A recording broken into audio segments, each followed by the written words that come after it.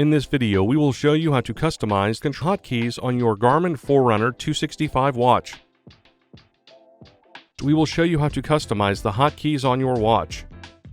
From the watch face, press and hold the up button to access the menu. Scroll down and select System. Then scroll down and select Hotkeys. Scroll through the hotkey combinations and select a hotkey to customize. We will be customizing the Start plus Down hotkey. Then select an option to assign to that hotkey. Options include alarm clock, broadcasting heart rate, or locking, unlocking keys.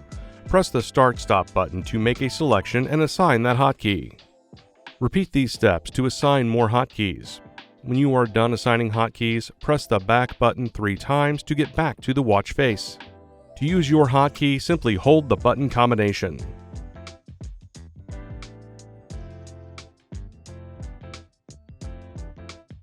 And that's it. You can now customize the hotkeys on your Foreunner 265 watch.